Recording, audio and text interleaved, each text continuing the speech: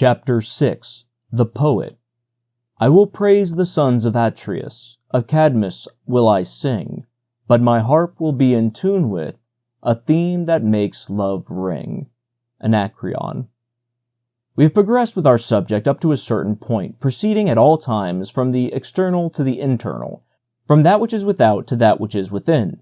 As we have done this, the parts have been placed in our hands, the mechanism and the scenic picture. The individual who unites these two parts into a coherent whole, and who breathes the breath of a full and pulsating world into these united parts, is the poet.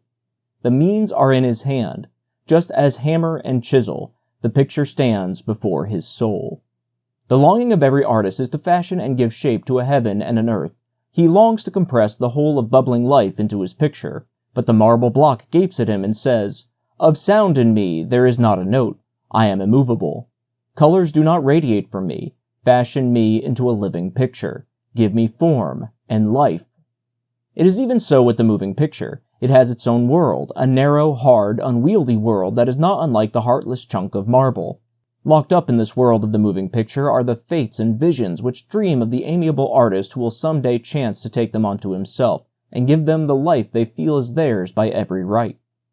The poet of the motion picture. From his soul come forth the pictures, those that have never been seen, that are never to be seen. The divine grace of completing a work of his own is not given to him. He is given the torture associated with excavating confused and heterogeneous visions from the mountain of desire. This is his part. Though the better, he does not choose it. It is assigned to him by virtue of the things that have been given him, and have not been given to other men. The dramatist, the poet of the legitimate stage, has a final form in his immediate disposal, the word. This word rings out from the stage in unamended and unadulterated form, and is caught up with gratitude by the sympathetic friends in the pit, stalls, and boxes. He is rewarded with thanks, even though the thanks he receives comes merely from hearts momentarily exuberant. Those who make their living from the creative activity of the motion picture poet are famous people. They live in the very atmosphere of renown. Their names are household words. Their pictures are displayed in the plate glass show windows of the cities. But the motion picture poet himself? Who knows anything about Karl Mayer, the author of Dr. Caligari and the Hintertreppe? Who ever heard of Hans Gauss, the man who wrote Madame Recamier? Who is in any way familiar with the name of Hans Kraili, who, in collaboration with Lubitsch, wrote De Poop, Cohicels, Tochter, and a number of our other most brilliant scenarios? Truth to tell, if Lubitsch had only been a writer of scenarios and not at the same time one of our very greatest managers and producers, it would be impossible to make a circus dog bark at the mention of his name. This is all due in part to the inherent nature of the case. The motion picture is an art for the masses, and the masses are naturally accustomed to admire that artist who submits his creations to them in tangible, palpable, and finished form. The man who chopped the crude picture from the marble block was called an apprentice, a laborer, a pupil. But in contradistinction to the poet of the motion picture, the apprentice did not create the completed and complex picture. To be a poet is to be a brooder. In order to acquire the title of poet, one must be able to conjure a coveted picture from the refractory clay. The poets of German Romanticism did their creative work in rain-soaked, wind-rattled attic rooms far from every vestige of external culture. They suffered the inconvenient pangs of hunger while so engaged. But no one has ever become fat from their creations at the same time that the thanks they have received have come from the heart, and have been repaid 1,000-fold. To be a motion picture poet means that you have got to keep your feet on the ground. In this art, which is hopelessly bound up with the bank account and the pocketbook, there is no place for the idealist of romanticism. Such an individual can only stand alone in the corner, embittered and sterile. The film writer is still held in rather low esteem in Germany. It is impossible to get along without him, for without new ideas and actions, the entire apparatus of the film corporation stands idle. As things are at present, however, the method of procedure is incorrect. His material is taken from him. He is kept at what seems a safe distance from the atelier, and the duty of building his material up into an actable and effective motion picture is left to the producer and manager. The author is poorly paid. Consequently, he finds it materially and spiritually unwise to torture himself for any great length of time with any one work. Quantity, not quality, has to be his shibboleth if he is to meet his very ordinary financial obligations. The mistake that is being made is naturally a two-sided one. The film author's place is in the studio. He should be the silent witness of every scene. He should be thoroughly conversant with such technical progress has been made and is being made in the way of illumination and psychic photography. But he dare never forget that a film work is not the work of an individual. An author has to have, if success is to crown his efforts, a great store of general information, a store of such as reaches far out beyond the studio. He should have a general but clear idea as to what it costs to mount a film. He should be familiar with what other film companies have accepted and produced. He should study the film output of foreign film peoples. If he does not, collisions are apt to occur, and these have been known to result in lawsuits based on the charge of plagiarism. He should be skilled in the distribution and placing of such decorations as are to be used with a scenario, and thus be able to avoid the embarrassment that arises when a colossal scenery has been bought and paid for, though the scene that is supposed to decorate is of the Lilliputian dimensions. He should know what people are talking about, how they are most easily entertained, most intelligently amused. If he fails in this regard, he is apt to expend his creative energy in the lining out of a film that is in its place in an established institution for the blind. There's a tremendous amount of work attached to the domain which the film author feels is his. There is so much technique, so much specializing in the modern motion picture, that the author is unquestionably an indispensable member of the court that creates the film. He does not make it alone, but it cannot be made without him. His opinions must be respected. Otherwise he avenges himself by an action which bears on its very brow the stamp of mere affectation and technique. You can see that it has been invented, that it is not of sterling inspiration, and so far as recognition of the film author is concerned, I am bound to say that things are still in a serious plight in my native land. If the moving picture writers paid precisely the same money for a subtle, well-studied, artistic and purified bit of poet action that he would be paid, or is paid, for a bit of cheap, meretricious and insidious cajolery, there is no hope. Then goodbye, soul, and welcome to the martyrdom that ensues when other people wax fat on the creation that has made the author lean. He says to himself, and he cannot be expected to say anything else, to the devil with idealism. This explains why Hans Gauss is not writing another Madame Récamier, why he is not writing any more passionate, brilliant, disciplined film poetry. And it explains, too, alack and alas, why he is turning out cleverly devised, invented, and not felt, film pieces that keep the pot boiling. This explains, of course it does, why the battalions of rather talented motion picture writers are fabricating whole libraries of scenarios that reveal nothing more than the cold hand of invention. The motion picture itself suffers most from this inevitable state of affairs, but this in itself is a rather impersonal theme for lament, for it is the film corporations that must bear the major part of this misfortune. And why?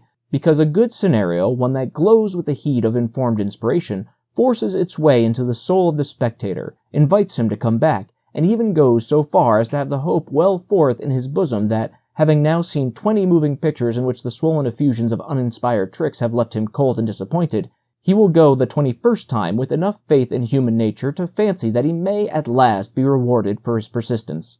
A motion picture is successful only when an unusually good and extraordinarily inspired scenario chances to lift it up above the colorless odds in numerical superiority and enables it, for this reason and for other reasons, to shine forth like a lighthouse on the sea of near darkness. It is sometimes amazing to see what enormous sums of money may be expended and what an abundance of ability may be lavished on utterly inadequate and ineffective poetry. Such a film can never hope for wide or world success. Everything that is deserving of attentive interest is in the picture itself. Once it has been played, there is no more to it. That is the end of it. There may be architects of real imagination and education, managers who are inherently clever and not at all afraid of work, a select company of actors and actresses, all of which is fine. But in this circle of people there is one who is missing, the author. He should be there, for it is he who is to reflect on the ways of the world and project a new world on the screen. It is he in whom and through whom the work of others is to acquire the breath of real life. But though it is a hard statement, it is true. In this art, not a finger is being moved in the exclusive interest of the idea of aesthetic progress, and yet, for the film companies to further the cause of the poet is to put money into their own pockets. The best field the film companies can possibly develop is the mind, heart, and soul of the naturally gifted film author. The film companies will never have splendid and effective scenarios to work on until they have made up their minds to reward in a practical way the film author splendidly and effectively for his labors, to recognize him in a practical way, just as they at present recognize the leading manager and actor. I'm ready to contend that the best film actions are written in Germany, but that the very worst manuscripts and clue books are also written in Germany. This is true of the average, those companies in which the film author enjoys the same rights and privileges that the manager enjoys, and in which the two work hand in hand, are having one success after another. I need but mention the Decla Bioscope, a company that is altogether unique in that its records show that one of the most brilliant film authoresses in Germany has thus far produced, Thea von Harbo, is married to Fritz Lang, one of our very best managers. It is a remarkable fact that no one can write a film alone, that it should not on this account be attempted. A good film, other things being equal, is created when two adequately endowed writers, one of whom can depict action, the other whom can arrange the scenes, rub elbows in a common and mutual effort. When it is done in this fashion, the film glows with the fire of creative genius and is altogether vivacious.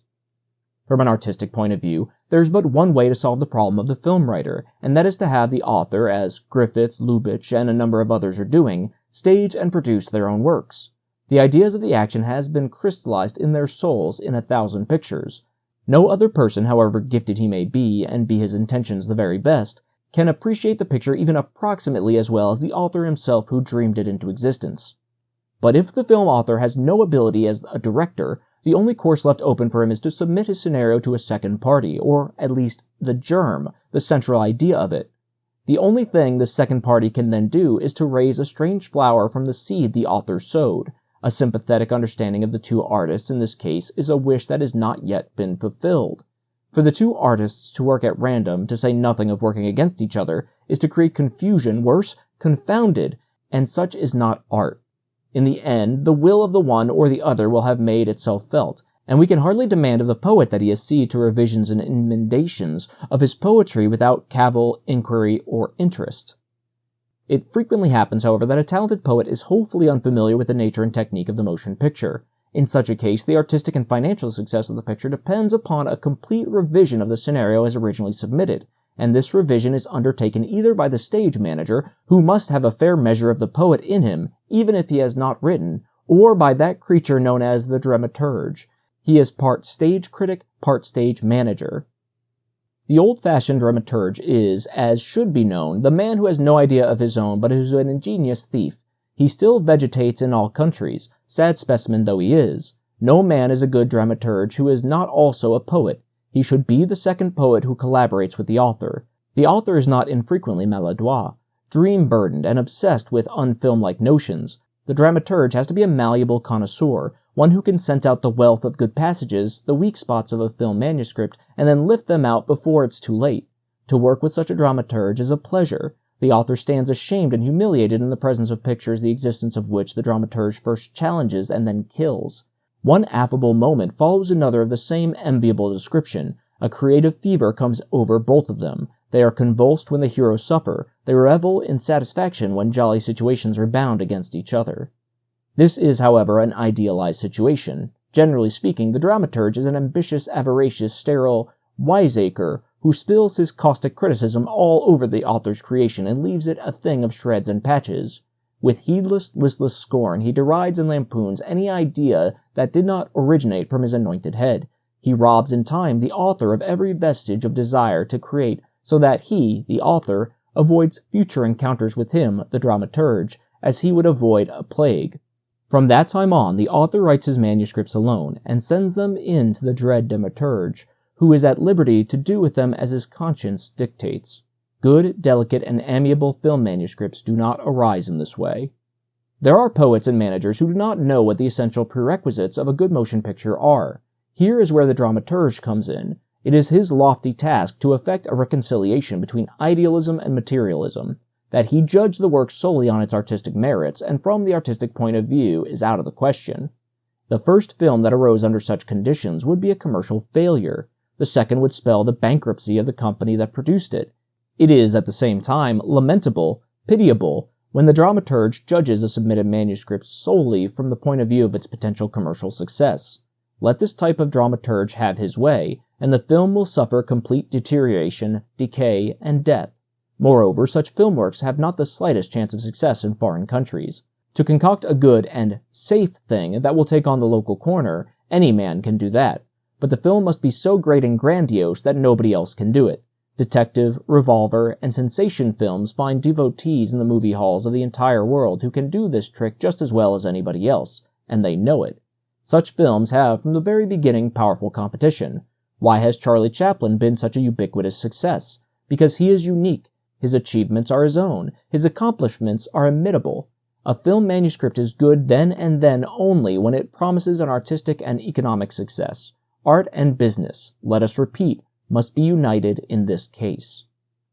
To judge a film manuscript on this dual basis is, however, not so difficult. The motion picture is art for the masses. This truth eliminates of itself all cold-blooded and unfelt texts.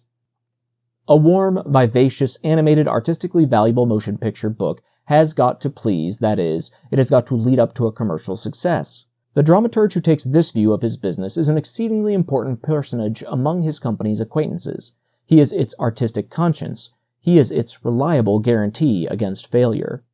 The basic condition of what he does is perfect knowledge and ability in the field in which he works. He has to know the nature of the motion picture. He has to be able to see in advance its possibilities of success. And this knowing, this seeing, must be second nature to him. He must be saturated with them. This alone will give him the ability to select from the mass of manuscripts that are submitted to him those that are in every way available. He must be the good physician, the unbribable custodian of those imperfect yet redeemable papers that lie on his desk for investigation. Nor is this all. In case the manager does not elect to stage the film work himself, the dramaturge must be able to get everything that is in every scene out of it. The basic condition of his very being is the perfect, the universal recognition of his position, a position that he has to fight for just as strenuously as the dramaturge of the legitimate stage has to fight for his. The film dramaturge is by no means the fifth wheel on the wagon. Indeed, every art, including the art of the theater, moves along on many wheels, every one of which must be in working order if the wagon in question is to enjoy easy and unimpeded motion, and is eventually to reach the point where those who are driving it, in this way and in that, would have it go.